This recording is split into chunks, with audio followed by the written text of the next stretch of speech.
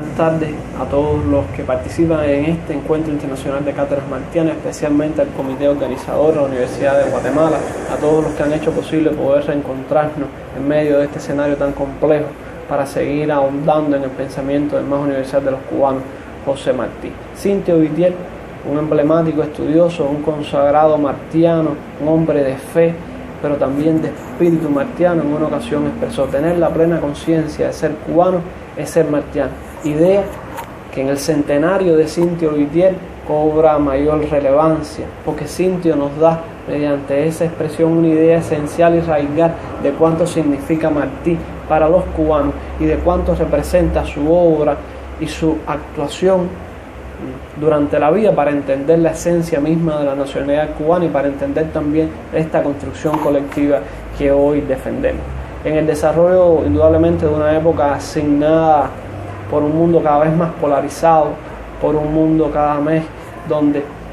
las diferencias entre los grupos aumentan, donde se hace difícil incluso encontrar la unidad dentro de la diversidad, pese a los grandes esfuerzos que se hacen, en un mundo además golpeado en los últimos años por la pandemia de la COVID-19, que ha demandado de los gobiernos, de los estados y de todos los actores sociales grandes esfuerzos para poder hacer frente a esta nefasta enfermedad, seguir hurgando en el pensamiento no solamente de Martí, sino de todos aquellos próceres, de todas aquellas figuras que preconizaron la unidad, que preconizaron proyectos de integración política, que preconizaron ideas emancipadoras y humanistas. Yo creo que es esencial, pero volver a esa raíz, a ese elemento que es Martí, para definir Cuba y también para definir un poco América Latina, porque su pensamiento fue eminentemente latinoamericanista y su obra no solamente fue una obra para Cuba, sino fue una obra para el mundo, y bien lo dijo: patria es humanidad, y ese también fue su proyecto. Pero en este sentido, buscar aquellos elementos que nos permiten hacer frente a esta realidad y que además nos permitan poder desarrollar un proceso de educación donde haya una apropiación, haya una aprehensión de los elementos esenciales de la vida, de la obra de Martí, de sus diferentes elementos, constituye una prioridad para el Sistema Nacional de Educación y constituye un elemento esencial para la formación de los futuros universitarios en Cuba, atendiendo la realidad concreta, a las demandas, a las necesidades y a las propias realidades a las cuales hacemos frente en nuestra nación y a los retos y desafíos que tenemos por delante en la formación de los graduados universitarios. No solamente se trata de lograr un profesional con determinados elementos de la ciencia y la técnica, sino con una elevada formación humanista capaz de defender los valores en los cuales se ha fundado esta nación y también seguir adelante con este proyecto de nación que hemos aprobado y hemos refrendado mayoritariamente cuando en el 2019, por supuesto, aprobamos una nueva constitución con más del 86% de los votos de los ciudadanos cubanos a favor del sí de esa nueva constitución. Y ese proyecto de nación que se enfrasca, que se construye hoy, pues necesita de esa obra martiana y necesita de la formación de esos universitarios en estas ideas y en esta realidad histórica y concreta muy particular. Pues es más necesario que nunca buscar a Martí, pero buscar también cuáles fueron las esencias y cuáles son sus ideas sobre la realidad de Estados Unidos,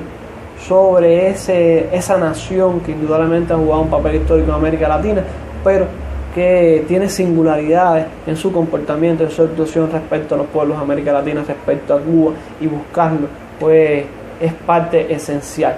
El llamado indudablemente se hace a formar un pensamiento crítico, una visión humanista, pensamiento antiimperialista en estas generaciones de profesionales que puedan indudablemente seguir llevando adelante los caminos de esta nación. Se trata también, como dijera el apóstol, ¿no? El alma humana es paz, luz y pureza, sencilla en los vestidos, buscando el cielo por su natural moneda. En este trabajo se presenta una aproximación al estudio del juicio político de José Martí sobre los Estados Unidos para contribuir a la formación martiana de los estudiantes, utilizando para ello diferentes textos martianos que marcan un periodo, que se marcan en un periodo de tiempo caracterizado por el tránsito de Martí por la realidad, por vivir, por estar allí, por compartir con el pueblo norteamericano, Este estudio lógico, tanto formal como dialéctico, porque se sustenta indudablemente en los preceptos de la lógica formal y de la lógica dialéctica, contribuye al desarrollo del pensamiento crítico de nuestros universitarios, como decíamos anteriormente, a su formación política, a su cultura política, a su formación martiana, y lo hemos desarrollado a partir de la práctica docente de la doctora Tania Robaina Pedrosa, autora principal de esta investigación, de la estudiante Sandra López Robaina, también estudiante universitaria que colabora con nosotros, y bueno, de quien les habla Jorge Antonio Rodríguez Guillén, investigador de la obra martiana, también profesor universitario. Yo creo que es importante poder precisar algunos elementos antes de continuar para dar todo el sentido de esta investigación. Constituye uno de los elementos que sustentan este estudio que nosotros estamos hoy presentando acá. La lógica es la ciencia, por tanto, que se encarga del estudio del pensamiento humano. Ella en sí se entiende como la corrección del pensamiento o pensamiento correcto, la ciencia de las leyes del pensamiento, el conjunto de reglas que sigue el pensamiento en su reflejo de la realidad, las operaciones del pensamiento. Con respecto a la propia lógica, Martí también afirmó: el pensamiento corrige sus errores, pero no posee la virtud de sus arrebatos. En este sentido, o sea, hay una idea martiana sobre la lógica que creo que es crucial. La lógica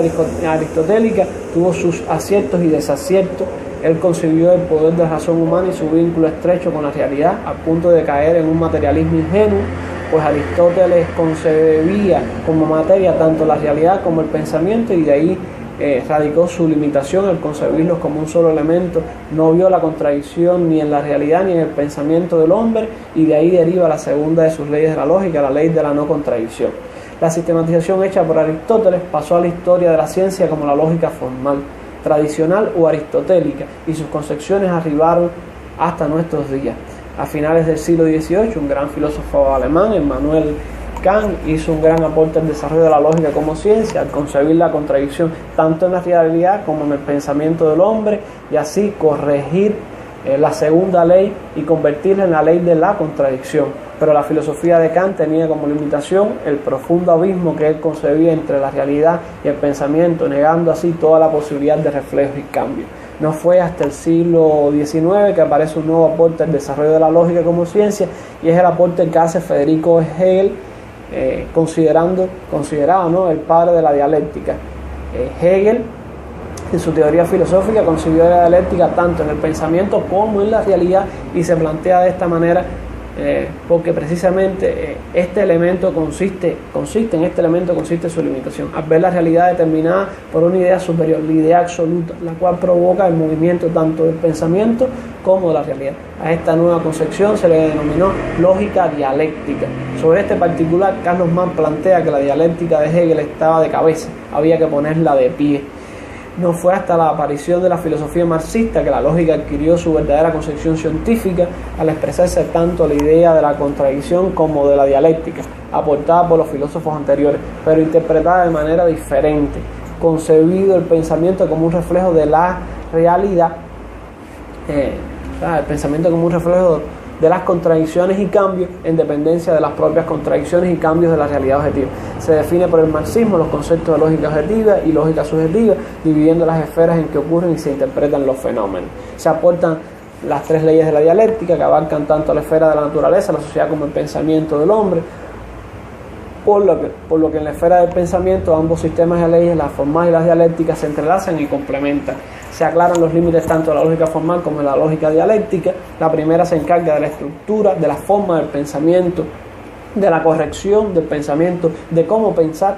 correctamente. Y la segunda, en este caso la lógica dialéctica, se encarga de la correspondencia del pensamiento con la realidad, de su contenido, de la forma en que el hombre hace el proceso de apropiación y de esa realidad, cómo hace el proceso de aprendizaje. Se aclara, por tanto, que estas dos lógicas no se niegan mutuamente, sino que se complementan, y de hecho de la interrelación dialéctica entre ellas es que ocurre el real proceso de aprendizaje y de aprehensión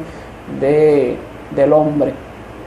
quedando concebido el proceso del pensamiento de manera que el pensar es el reflejo del ser. Como resultado de este proceso, de reflejo, el hombre capta, integra, reproduce, recrea y transforma la realidad, concretándose no solo en imágenes mentales, sino en todo el aparato teórico conceptual que de ello se deriva y que permite la comprensión de la realidad y de las bases para su transformación. Como hemos dicho anteriormente, encontramos un caudal de conocimientos y sólidas convicciones que mediante un estudio profundo pueden contribuir a la formación martiana y al desarrollo del pensamiento crítico de los estudiantes universitarios cubanos. En sus juicios acerca de lo que él mismo denominó la verdad sobre los Estados Unidos, podemos encontrar las respuestas a las interrogantes actuales que se presentan a los ojos de los jóvenes cubanos, atacados por un programa financiado y apoyado por los Estados Unidos para subvertir el orden interno en Cuba e impedir la continuidad histórica de la revolución. El periodo de estancia de José Martí en Estados Unidos, un elemento también a definir, abarcó prácticamente 15 años de su vida, tiempo que le permitió hacer un análisis de la sociedad norteamericana,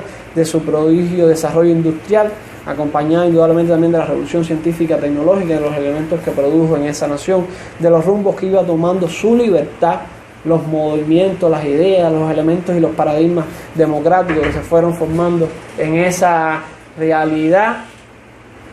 Como dijera y como dijo el propio escritor Pedro Pablo Rodríguez, me parece evidente que Martí indica una relación entre estos dos rasgos de la psicología social norteamericana, la conciencia de la fuerza propia y el alma metalificada. Pedro Pablo Rodríguez, haciendo un análisis de las celebraciones que en Estados Unidos se hacían el 4 de julio de 1886, por ir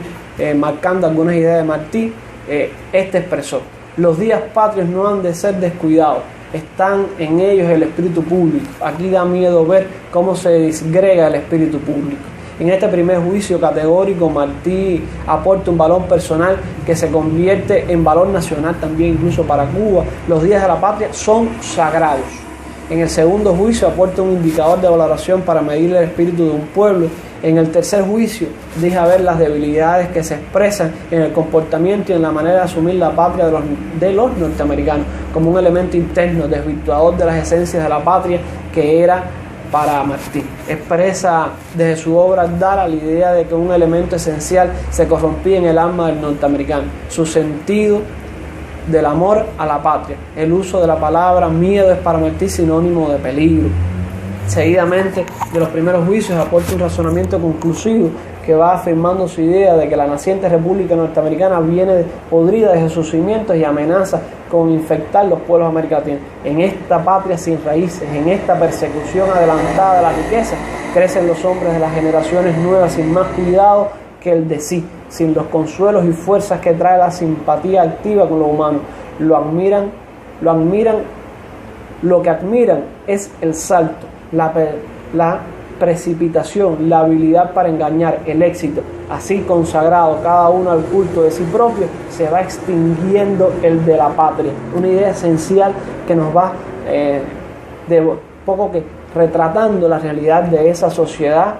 o de algunos elementos de esa sociedad corrompida, de esa sociedad que exacerba el individualismo por encima de la colectividad, de esa sociedad que desprecia a los migrantes, de esa sociedad que indudablemente se polariza al interno y de esa sociedad que hoy también trata de expandir ese modelo democrático a los diferentes lugares del mundo. Yo creo que hay una idea esencial que Martí nos aporta desde el estudio de esa propia nacionalidad. En su correspondencia particular del Partido Liberal de México, noviembre de 1886, Martí afirmó: hay un vicio de esencia en el sistema que con los elementos más favorables de libertad, población, tierra y trabajo, trae a los que vienen en él a un estado de odio y desconfianza constante y creciente, y a la vez que permite la acumulación limitada de unas cuantas manos de la riqueza de carácter público, priva a la mayoría trabajadora de las condiciones de salud, fortuna y sosiego indispensables para sobrellevar la vida. Ese es, en los Estados Unidos, el mal nacional. Yo creo que es un elemento indudable ese juicio martiano, como él nos los está entregando a partir de los conceptos, de los razonamientos que el propio Martí está haciendo. Cuánta agudeza y cuánta profundidad tiene Martí de la realidad de esta nación, que incluso hoy, en pleno siglo XXI, estos elementos siguen caracterizando en gran medida la realidad de esa nación. Por tanto, la misión de Martí se vuelve incluso en este sentido, o se dirige no solamente a la realidad o a las demandas que él tuvo en aquella época de hacer la revolución en Cuba, ni de su proyecto, sino y cuando digo proyecto, proyecto con Cuba, ¿no? Pero sino que Martí amplía toda esta cosmovisión de él y se dirige a la preparación del pensamiento latinoamericano para que se conozca la verdad sobre los Estados Unidos, porque Martí está totalmente claro de que Estados Unidos es un gran peligro para Cuba, pero es un gran peligro para la América Latina y lo es también para el mundo de seguir aquellos caminos que hoy sabemos que siguió. Es por ello que alerta sobre una tendencia que se estaba produciendo en el gusto de los americanos y así lo expresa en su obra A los Estados Unidos, publicada en Nueva York, julio de 1888. En lo que se escribe ahora por América imperan dos modas igualmente dañinas,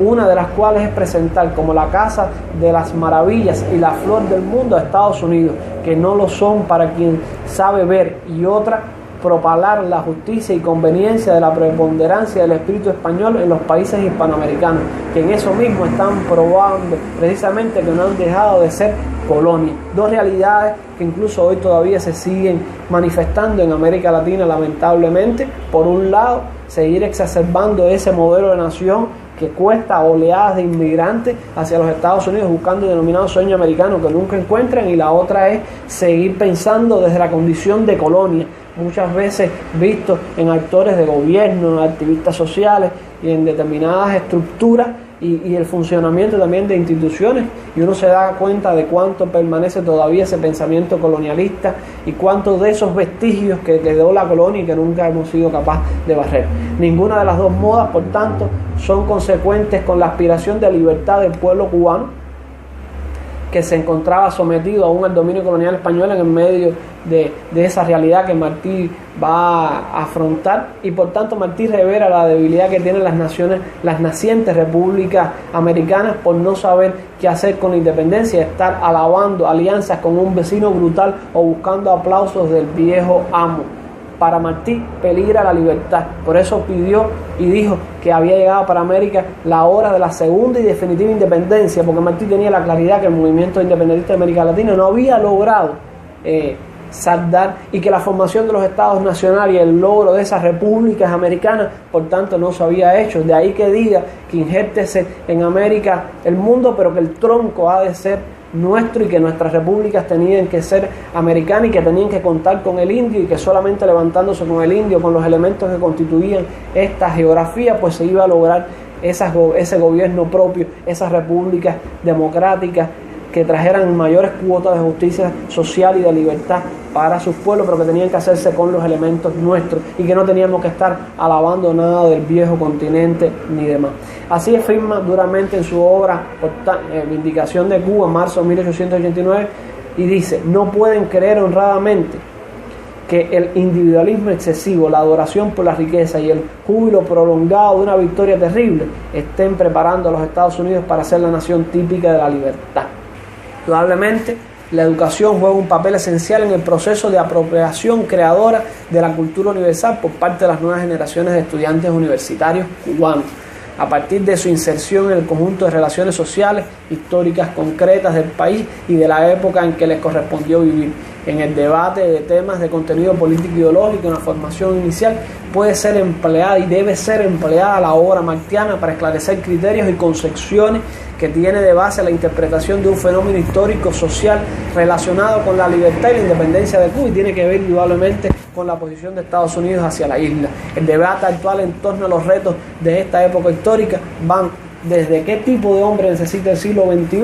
para resolver los conflictos que ponen en peligro la existencia humana, hasta qué tipo de profesional contamos para lograrlo. La educación es determinante en el logro de esa finalidad y en el logro de ese profesional de una alta calificación técnica, pero con altos valores humanos, patrióticos, revolucionarios, con un sentido de la justicia social y del servicio a la sociedad a quien lo ha formado. El juicio martiano respecto a los Estados Unidos, analizado con el empleo de la lógica formal y también de la lógica dialéctica, forma parte de la maduración del pensamiento político de José Martí. Nos da una idea de la maduración de este pensamiento durante los años del exilio, expresa el ahondamiento en el país del análisis, o sea, el ahondamiento del análisis en el país de los elementos de esta sociedad, devela sus declarados propósitos de alertar tanto a Latinoamérica como a Cuba del peligro del expansionismo norteamericano, y expresa su dimensión como hombre visionario, en este caso la visión de Martí. Hoy es esencial y constituye el mayor reto al cual debemos trabajar, que los estudiantes universitarios no solo conozcan las ideas de Martí, sino que logren apropiarse de los procesos lógicos, formales y dialécticos mediante el cual llegó él a formular sus concepciones, sus juicios y sus razonamientos sobre los Estados Unidos, por lo que aporta como un modelo de razonamiento metodológico